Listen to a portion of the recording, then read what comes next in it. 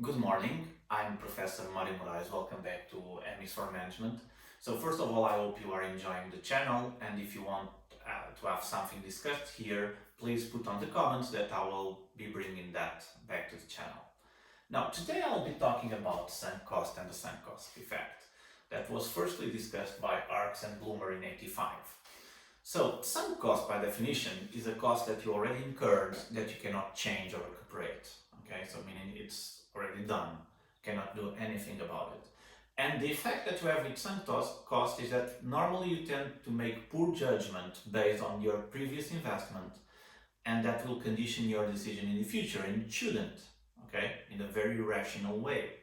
So imagine the typical example is that one person has a ticket for a basketball game for free, and the other person actually paid $100 for that. And on the day of the game, they both incur in a problem, okay? Something that they have to do that is more urgent, or there is a storm and they don't want to drive to the game. And what the studies tell us is that the people that had the ticket for free, normally it lets the ticket go, and the people that paid for it, it will make an extra effort to go to the game. Now, it makes no sense because the cost is back there in the past. So there is nothing to do about it, and the decision is for the future.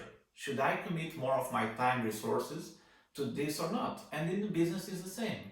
There are lots of business people that tend to be stuck with the previous investments, and they cannot decide to the future. They are trying to recuperate something that they cannot recuperate anymore. Okay.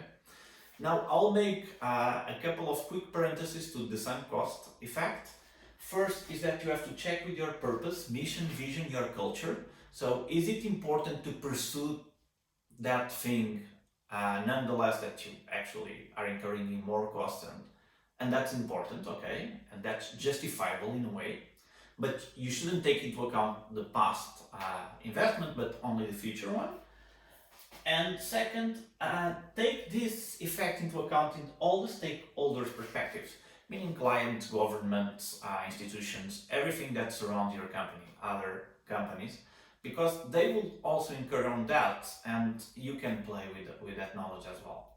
Now, as a couple of references that I will talk in the future, okay, we have Kahneman in 79 with prospect theory that relates a lot with this, so gains and losses and how people feel it. And Thaler in 1999 with mental accounting that talks about how we do our own math inside of our heads, and that conditions what we decide, okay, because we invested or we done something. Let me just give you a story at the end that illustrates a lot this kind of sunk cost effect. Thomas Edison, okay, very known inventor, in 1880, so a long time ago, he was making lamps. Okay, they were not selling well, they were expensive. And he had an idea, without actually mentioning this concept, of increasing production so he can try to lower the cost of the lamps. His investors said, no, that makes no sense, okay?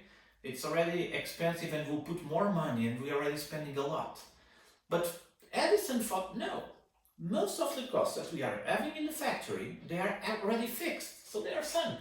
Okay, the rent, the investment is already there, okay, you cannot do anything about it. And he pursued the increase in production, and he lowered a lot the cost of the lamps, and then he ramped up the sales because he could sell cheaper, okay. So he actually used this concept. So I hope you enjoy it. Thank you very much.